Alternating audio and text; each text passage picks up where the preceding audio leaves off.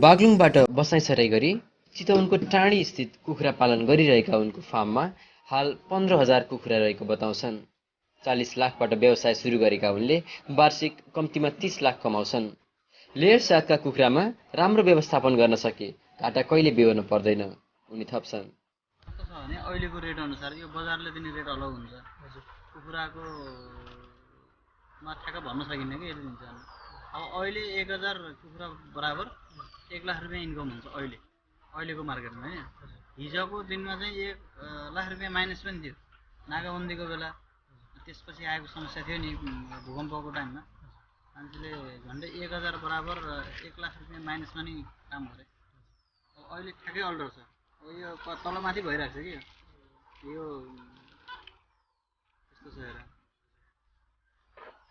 भनेको तपाईको 1000 कुखुराले 1 लाख रुपियाँ वर्षको दिने हैन, मन्थली दिने भए त 16 कति हजार छन् त 16,000 कुखुराले तिम्रो एकदम अब अहिले यस्तो छ नि त। अहिले 16,000 मा अब जम्मै चल्ला मात्रै छ।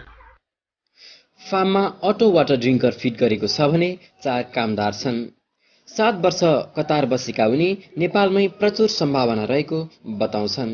आफ्नै देशमा परिवारसँग सुख दुःख साटासाट गर्न पाउनु सौभाग्य रहेको उनी ठान्दछन्।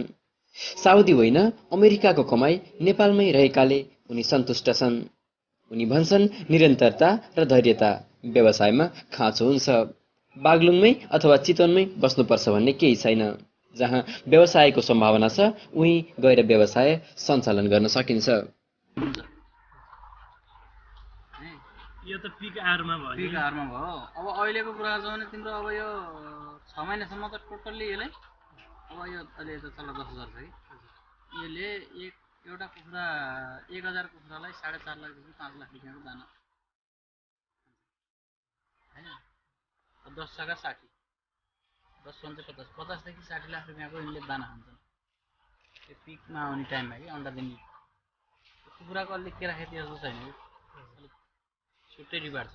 व्यवसाय सुरु गरेको 2 वर्षमै सरदर 60 देखि 70 लाख कमाएका कृषक कृष्ण कण्डेल छोटो समयमै मनग्गे आम्दानी लिन सफल एक कृषक हुन्।